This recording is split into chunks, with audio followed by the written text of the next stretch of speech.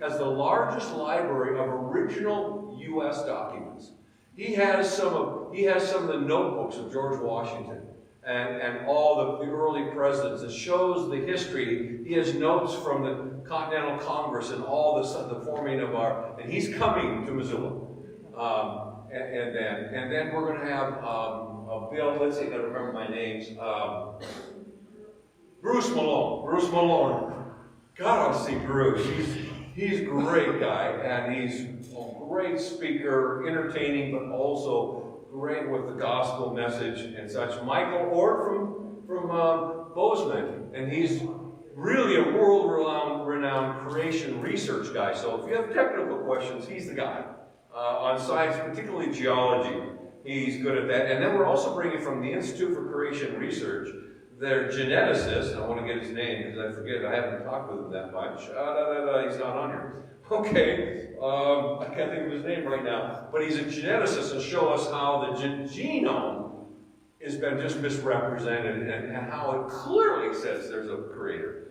And then there's a guy from Hamilton, Montana. I forget his name. Horton or something like that. He'll be there too. So, but it'll be a great thing. We're trying to get it totally underwritten so there's no cost.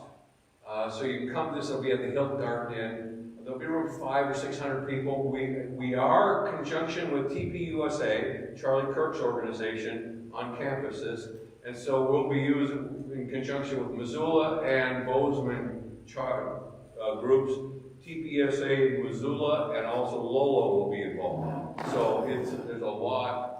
It's going to be a great event. So just know that's coming up. And that's May 7th through 10th. Now, one of the things that's fun is we'll also go on field trips. So on the 7th, Michael Lord and I are going to take you to field trips, and we'll show you some things in this western Montana area that are really, really cool geologically. So that's coming up. Okay. Isn't this interesting? National Association of Science Teachers trains members on querying your classroom. This is from 2022. And so they're trying to teach the science teachers how to queer the classroom. What? Okay, all right. Well, I want to talk to you about an epidemic. And we've been through, of course, the COVID epidemic, but I'm talking about a bigger epidemic. More lives lost than COVID. And it's the second leading cause of death in our youth. What is it? Suicide. Suicide. Correct. More than all those things is suicide. Suicide. So what? Why does that matter to us? What's the matter with that? Okay. And by the way, Montana is going to work. I guess not. Montana is one of the top. We're one of the top of suicides in the nation, growing at a fast rate. Among others, the western states are very high. Northern and western states. Well, of course, we have sunlight issues too, but it's much more than that. Here's a question. Have you ever considered suicide? Now, some of you might be shaking your head. Some, if you really get honest, there's been dark days, haven't there? We all have dark days. Do you know somebody who has considered suicide, or maybe somebody who has taken their life? And whenever I ask that question, it's about 80% of the audience says, yes, I know somebody who took suicide. I have a nephew who's not with us. It happens. Okay? So what? 1 million Americans were killed last year. I don't know if you know that or not. Was it this way? No. No. It wasn't by terrorists. By abortion. 1 million Americans were killed by abortion.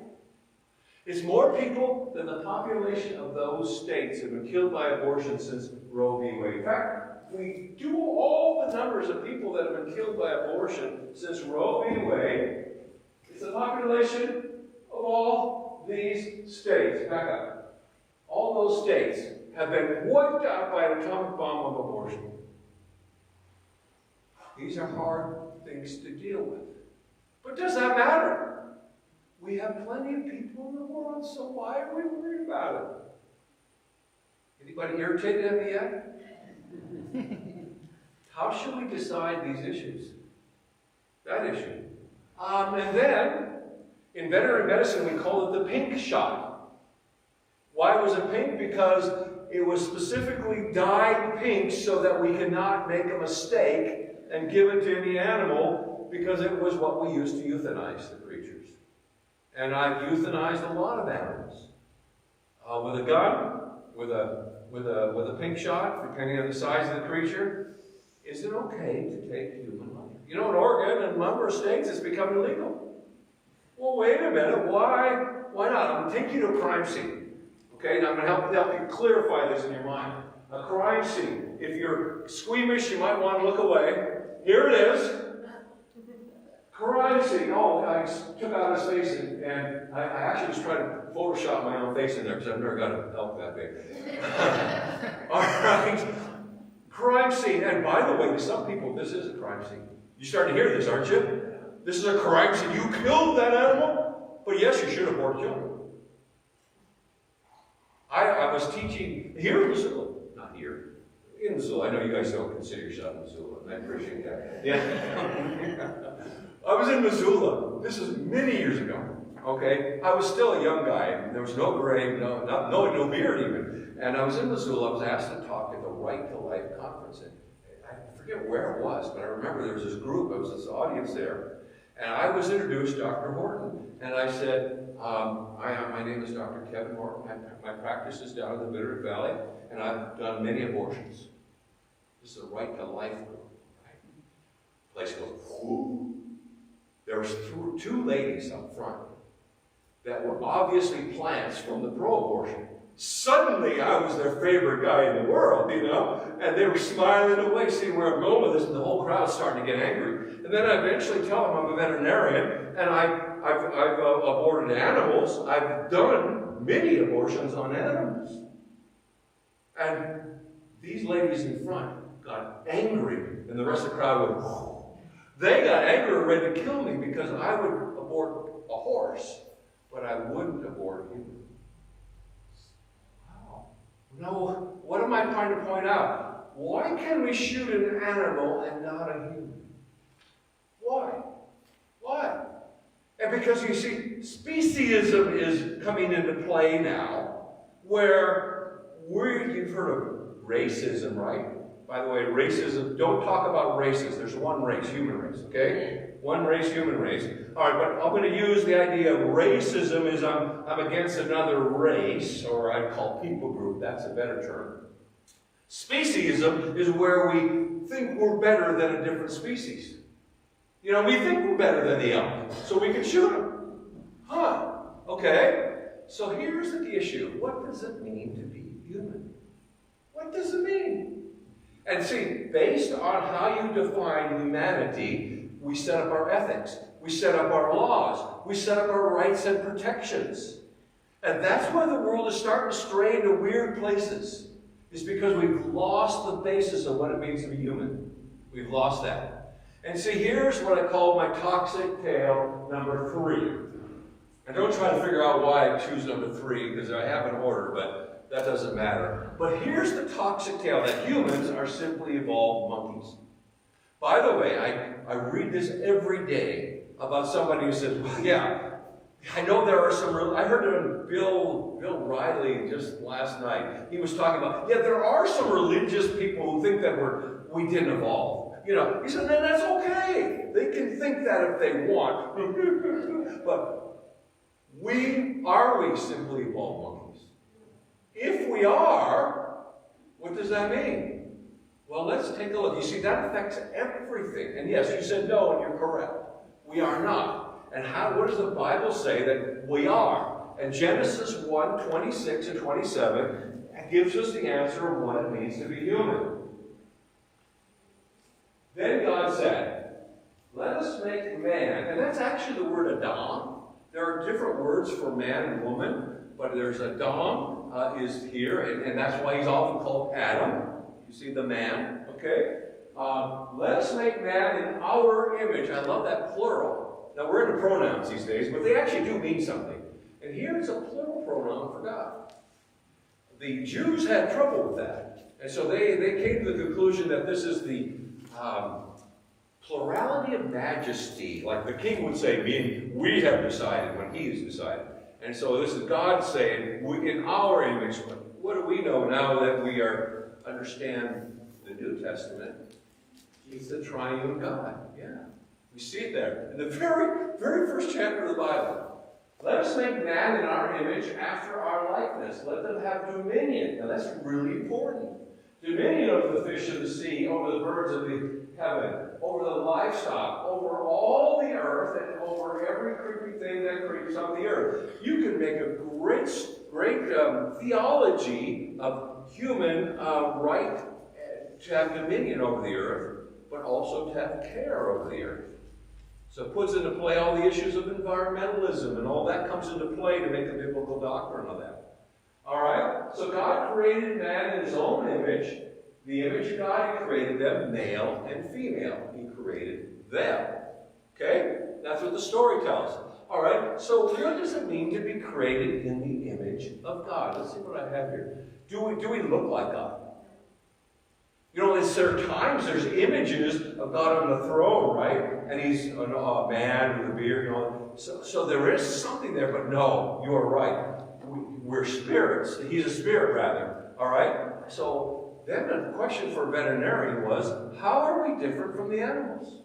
You see, that becomes important if you ever shot an elk or a deer, you know, even if you hit one with your car, okay? You know, should we have a funeral? There was a mess coming into Lolo. I mean, there was an elk cow that was just creaming on the highway. And I was praying it was a truck that hit it, not somebody's little Toyota. Okay, so what is God like so we can figure out how we're different from the animals? And we see God has some attributes that he tells us about himself. And there are some attributes theologians call incommunicable. These attributes, by their definition, he could not give to us. By their definition.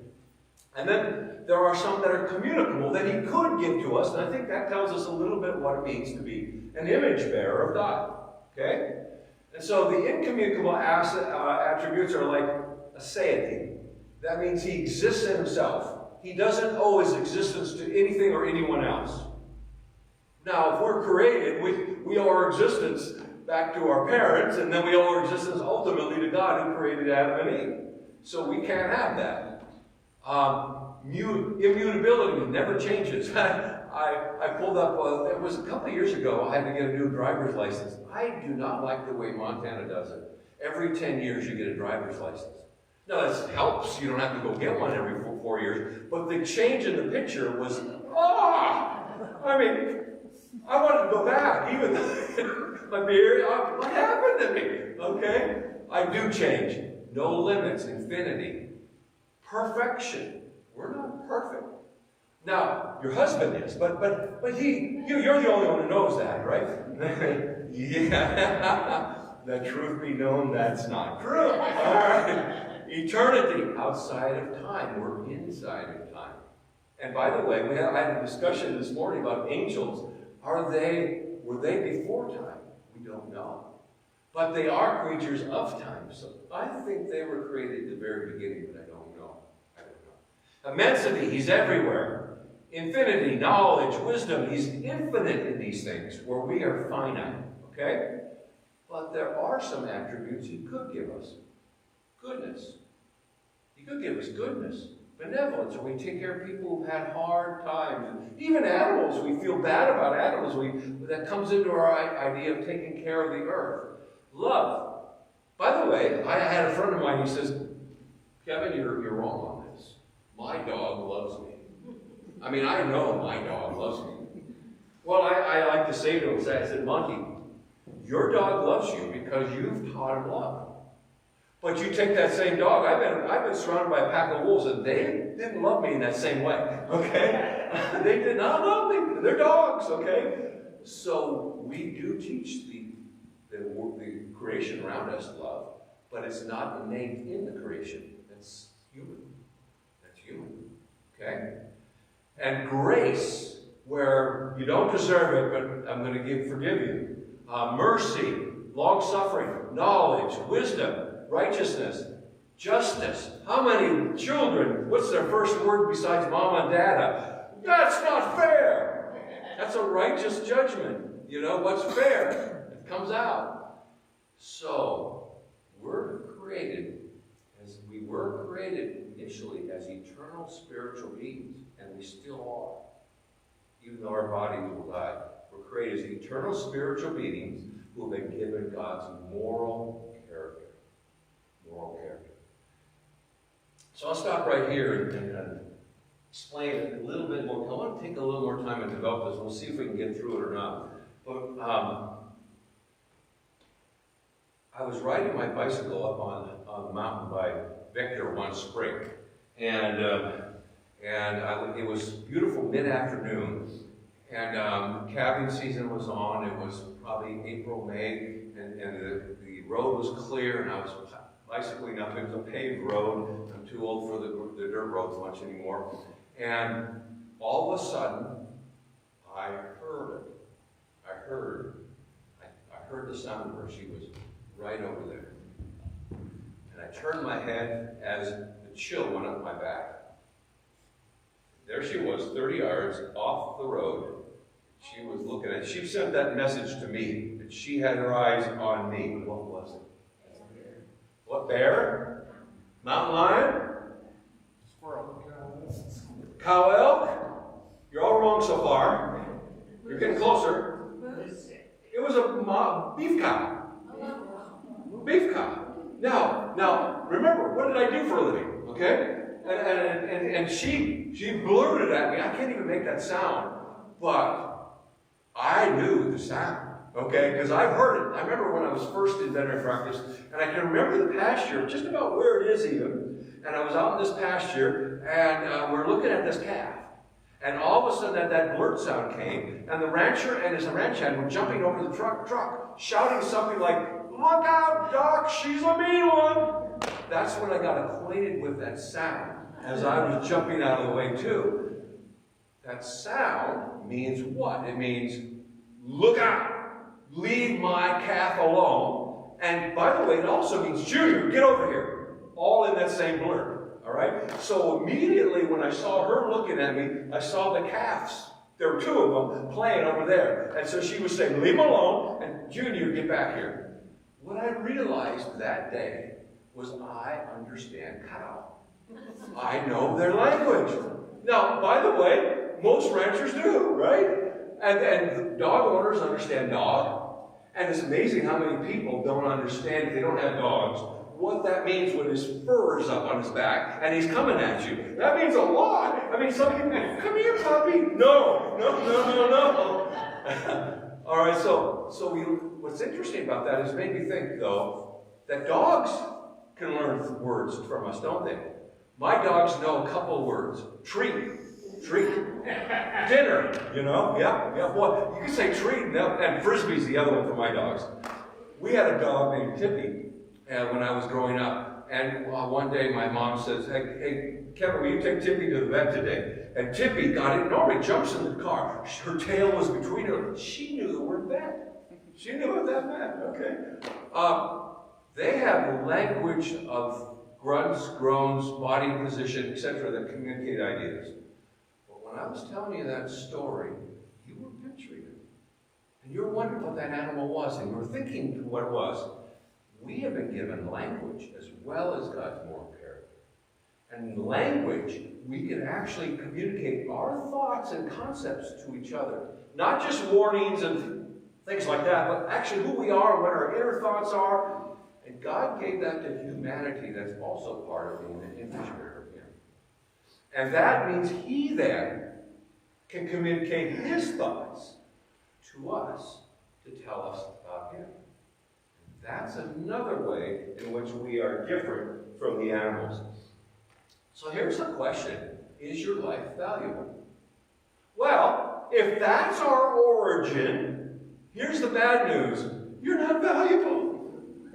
Sorry, but if we have to put you down, we put you down. Sorry, if we abort you, it doesn't matter. There's plenty of people. On the other hand, if we are image bearers of a living God, then we're highly valuable. And that changes how we do things.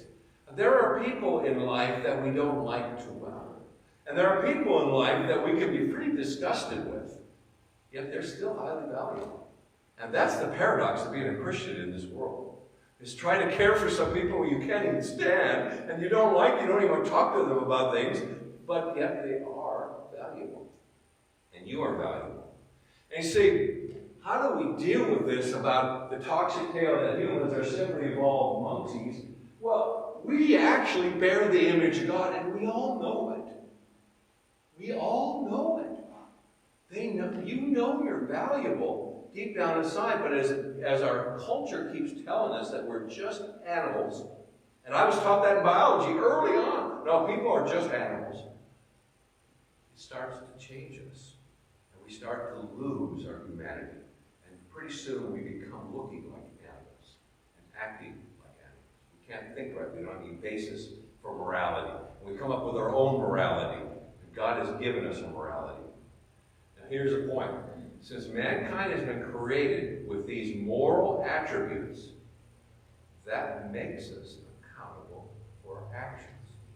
You see, I often tell the story about this one-eyed dog that was my in-law's dog, and it goes back to Thanksgiving. And Thanksgiving at our house, and I was just becoming a pastor, and we were in Victor, and we actually had a Ron, who was a member from our church, and my in-laws from Missoula who were down for Thanksgiving, and they brought their little dog Piccolo. Well, what's that? That's a Shih Tzu.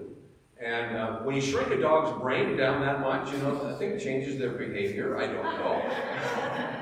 And then we had our big dog Rainy, and when their brains are too big, they're kind of, But anyways, I was carving up the turkey, and Ron was there, and Ron's from the South, and he said, "Now, kid, I know you're not in veterinary practice anymore, but if on a Sunday, if somebody had a question, an emergency, would you help us out?" And I said to Ron, because I'm trying to shut that down, because there's no end to that. The vet who's available free at 24/7 is like, that's a resource. And I said, "Ron, no, listen, I sold my veterinary practice. I don't even have my instruments anymore. I couldn't do much for you. I mean, I might answer a question."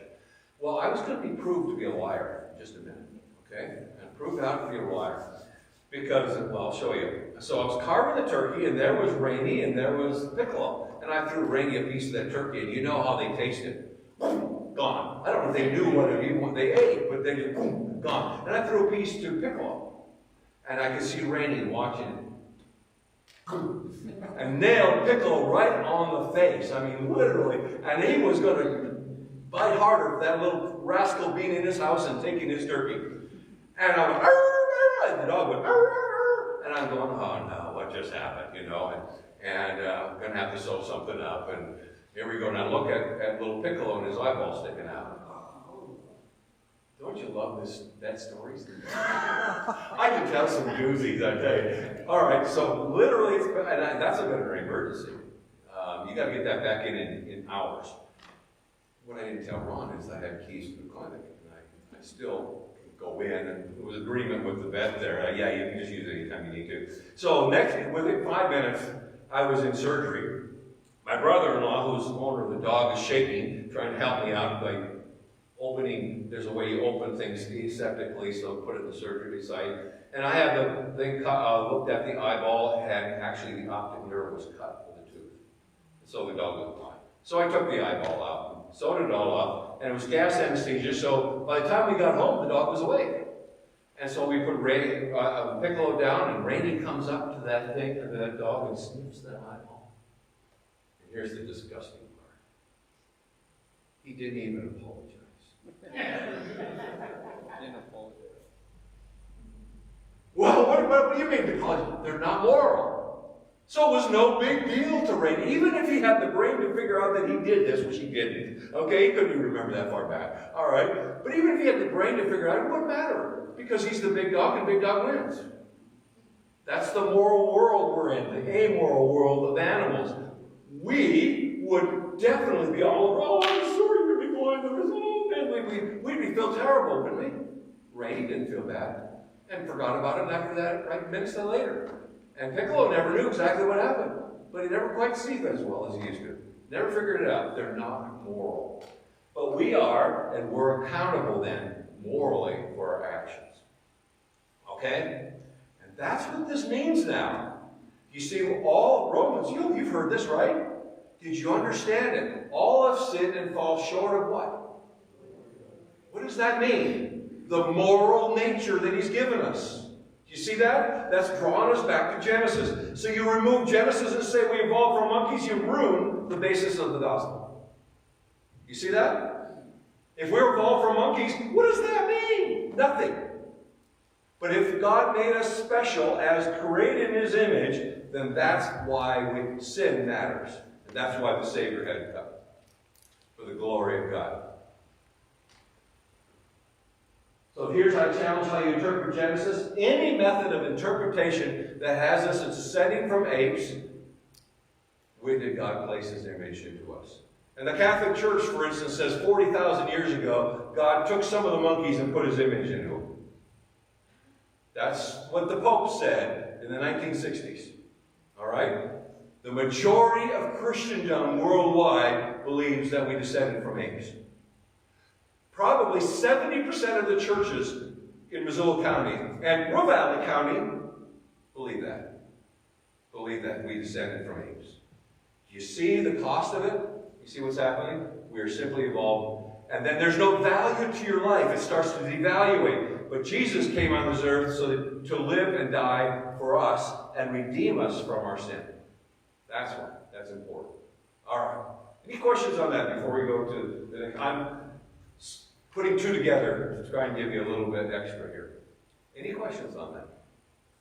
You see the implications? And you see why I fight for Genesis? We must see it for what it says. And once you do, what's going to be interesting is the data of science fits Genesis model so much better. So much better. If we have a chance to go through my drone video slides, and I show you geological structures of floods from Lake Missoula flood, and then show you the Colorado River basin, and show you the National Park Service signs, once you see what floods do, you're going to laugh at what they write. They write it, though, because they do not want a God that have to answer to morally. You see that? It's a moral issue. It's not a geological issue. It's moral. But the geology, if you step back and look at it, it's obvious that the Colorado River Valley is a huge mess from a flood. Canyonlands National Park is massive flood damage. Massive flood damage. The Grand Canyon cuts through a ridge instead of going around the ridge. Cuts right through a ridge. That had to be a massive wall of water hitting it and cut right through it. And left all the signs that I show, I can show you. And then the sign that says, over millions of years, the Colorado River slowly cut this down. What they don't tell you is over a million years, the Colorado River flowed uphill and downhill, working it down until it finally got down to level. That's the only way it can happen over millions of years. You know? Okay. So the date is there. All right. Well, let's talk about the other part of the issue is created male and female. Now, you know the story, of course, is that in Genesis chapter 1, it gives us a chronology. Day 1, day 2, day 3, day 4, God creates. Genesis chapter 2 is often called the other creation story. No, it's a parenthetical insert. What do I mean by that? It's a parenthesis. Sometimes we do a comma in the middle of a sentence to clarify some things that happened before and after. And we do that in chronology. A good storyteller will give you the chronology and then follow up and slow it down and give you data that happened inside there that's not chronological, but just so that you know what happened. And that's what chapter 2 is. And in chapter 2, God takes Adam and he takes him out. And by the way, it starts out with, in Genesis chapter 2, it says, it's not good for the man to be alone. Let's make a helpmate for him. Right? You know that, right? You've heard that. And then what's the next thing God does? He makes Eve, right? No. You know what the next thing he does? He has Adam name the animals. He says, it's not good for the man to be alone. He didn't make a helpmate for him. Now he names the animals. Wow. So he's naming giraffes. He's naming shrews. He's naming monkeys, mice, birds. Naming all these creatures and their pair. There's 2 giraffes. There's 2 elephants. There's 2 horses. There's 2 cows. And there's me. And then it says, but there was no helpmate. There was nothing for him. I forget the words exactly. There was no helpmate for him, suitable helpmate for him. Then what happens next? God does the first surgical anesthesia. Right? What is it? Makes him sleep. Surgical anesthesia. And then he takes what? The rib. And that's the translation. I don't think it's the best translation. That word rib can be also translated side. Okay, it takes the side of him. Now why? See, I think that God didn't do it quite right, guys. So listen to me. I think he should have taken from the foot so the woman knows her proper place. Ladies, I know your answer is it should have taken from the head so we know who's superior. But what did he do? Neither of them took from the side. That's intentional. See, I think we missed that with the rib. Because I think he took, in the Hebrew word, is translated side and on multiple occasions. More often rib, but contextually I think side. Why? Because she's going to be right alongside of him. And she's also an image bearer of God of equal value. Do you see that? So she's going to be different, but equal.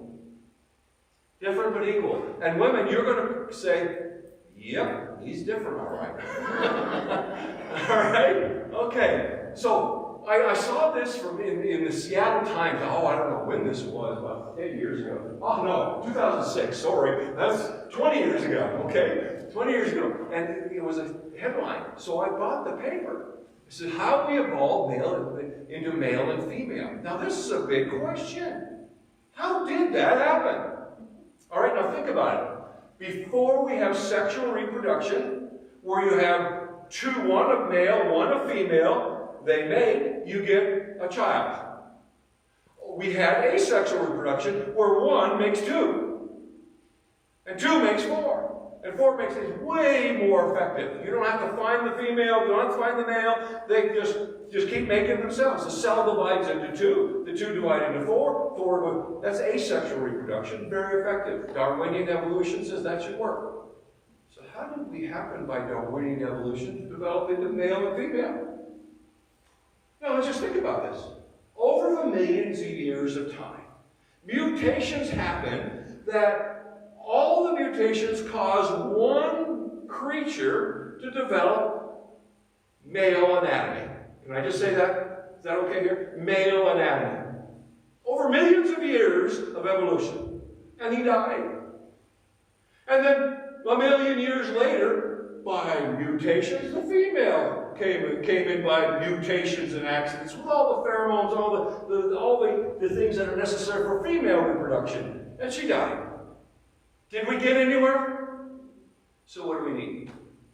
You have to have all the mutations develop the full functioning female body and the full functioning male body in the very same generation of the millions and millions and millions of generations. And not only that, but this is a big world.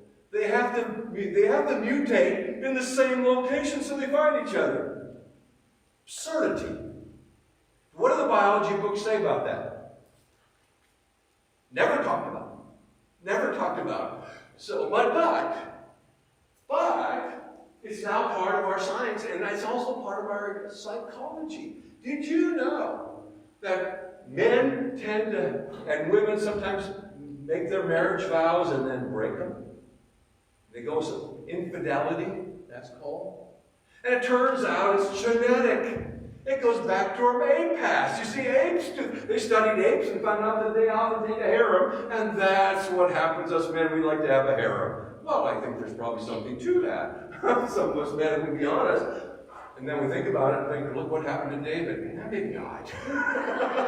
Look what happened to Solomon. Maybe not. Okay, it doesn't work well, but that's what they apply the absolutely absurd ideas of evolution to our psychology, and now that's how we think psychologically. The good news from evolutionary psychology is humans are designed to fall in love. Notice the word designed by genetic flukes. The bad news, they aren't designed to stay that way, and that's how we can let sin be rampant in our culture and have no fault divorce and contact. There they are. But we're designed for each other. Let me tell you a story about men and women. Ladies, you're going to like this better. Okay? So these three guys were walking on the beach in California. Cliffs up there, highway right way up there on the cliffs. They're all by themselves. And you see the guy in the middle, his head's way down. He's kind of kicking the sand as they're walking. The other two guys are kind of consoling him. And he kicks the sand and hits something. Ah! And he gets mad at me. He gets down there and pulls it out. By the way, this is not a Christian story. And by the way, this is not true.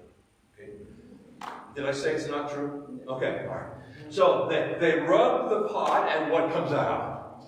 The genie. And offers them 3 wishes. Okay, so you're on to me, all right? So offer them 3 wishes. And these guys are rubbing their eyes like, what's going on? What? And the one guy says, all right, genie, if this is true, all right, what I want is an orange red, cherry red, I have to change it, Ferrari. And I want to be driving up there on the coastal highway with $1,000 for gas for the rest of my life, $2,000, $5,000 cash. And he's talking away, and he's coming. The other 2 guys are looking like, what?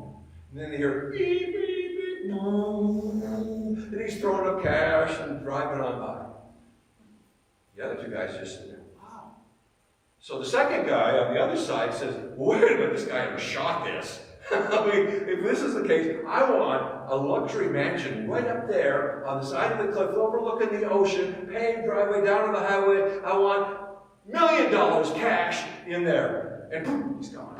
And all of a sudden, the one guy down there, and he's throwing up money in this beautiful house that's up here. So the genie says, now what do you want? And he says, I don't want stuff. My life is just going spiraling down. My wife and I are heading for a divorce. And I don't know what to do. The genie says, oh, got it for you. This is simple. You need a month away, together, in Hawaii, on a private place on the beach that's just yours to reconnect your life. And the guy goes, yeah, great idea. Genie says, it's done. I've got you off from work. You're free from work. Your tickets are ready and places on the beach is set. You go tomorrow. And he goes, tickets? Tickets for what? It's for the airplane. My wife, he says, is deathly afraid of flying. Oh, no. That would ruin it. She'd be sick for the whole time. No, this won't work. Genie, what I need you to do, but I think we're onto something here. You need to make a highway from here to Hawaii for me. And then Genie's face kind of goes pale, and he says, no, wait a minute.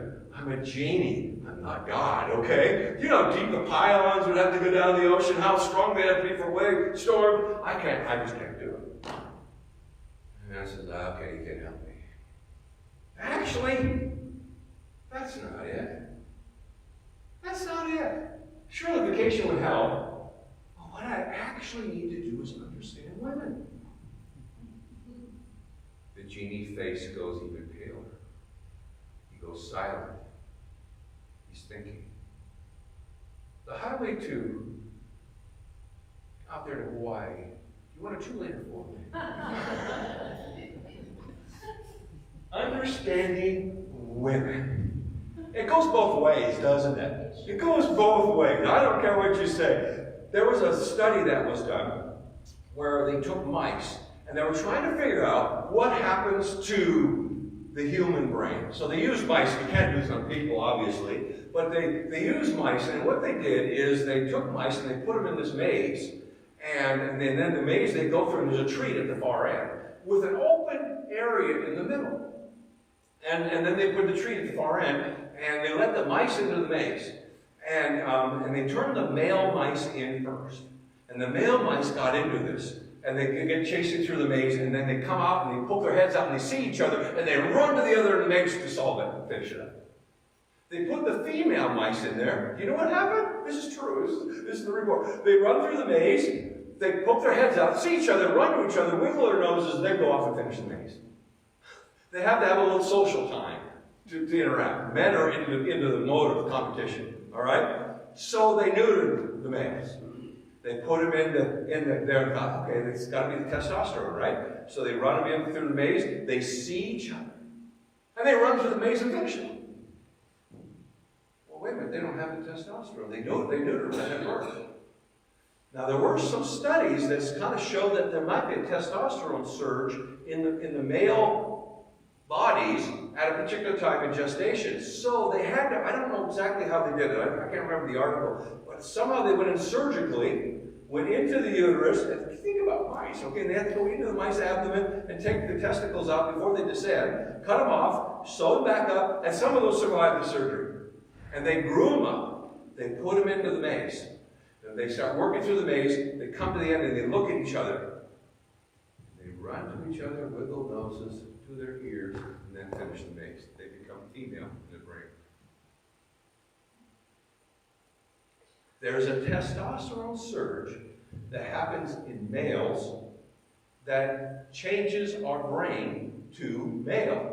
And that happens in utero. So when you have ladies who have children, when they come out, do they come out boys and they come out girls?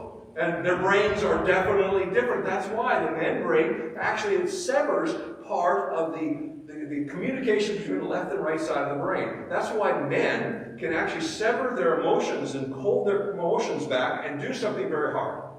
Where women tend to get overwhelmed by their emotions and logic goes away. Is that any truth to that? I don't know. Ladies, can you help me on that? Men, you can help me. Yeah. So here's the point of this, ladies. Ladies, men, you don't know who this is. What you thought, you had this suspicion all your life. We now scientifically confirm it. Men are brain damaged. Yeah, there it is. It happens before birth. Okay, we're brain damaged.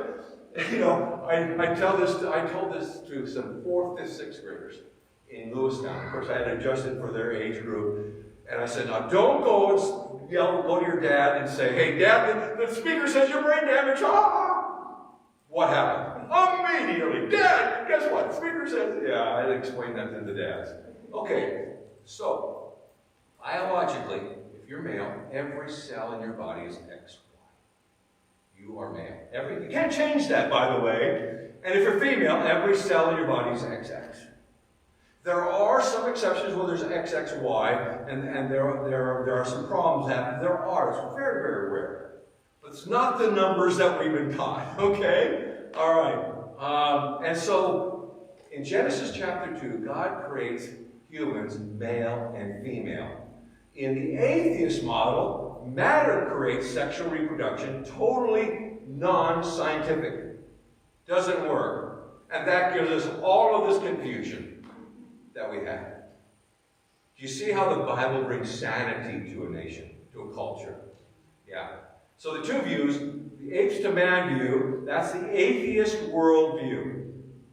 The Christian worldview says Adam and Eve were specifically created, separate from the animals, and that men and women, they evolved at the same time. That's foolishness.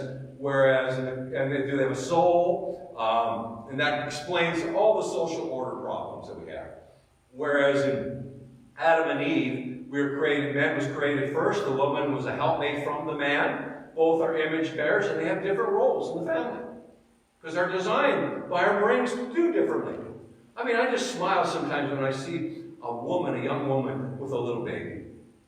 And then I see the newborn baby given to the dad. You know, the mom's got it, just cuddling it. The dad goes, whoa, what do I do with this thing? I remember that my first son. Okay, what do I do with this thing? It's natural for the lady. It's a little bit tough for us guys. And we have to work at it all of our life. We're different. Okay, so how about marriage? Well, time up. Yeah, that clock is slow. Oh, I was working off that. Okay, all right. So we'll just do this. So, bottom line difference: men are brain damaged. Okay, it's a joke, but we're different, right? And so women, their emotions are fully engaged. Men, we are emotionally inept. Any guys that disagree with that? I find myself extremely emotionally inept, where women are, on the other side, emotionally controlled. This is a generalization, but it's often the case. That's intentional. Men tend to be verbally deficient, especially younger men, and then women are verbally expedient. Any guys notice that? Notice that? Men are physically strong, women are physically tender, men are visual, women are romantic. Isn't that true? If you've been married, this is so true, man. The man was created first. The woman was created from the man. When Adam saw Eve, what did he do? He went, "Wow, this one's from me. This one's for me." That's just poetically. That's my adding to it, but it's poetic. Yeah. What happened when Eve saw the man? Whoa, what's that? Whoa! No. Okay. Well, there's intentional design difference. Intentional. Creating the image of God. Thank you, everybody. Any questions as we're done? Any thoughts, comments? All right. Well, there you go. So, ladies, you got it now.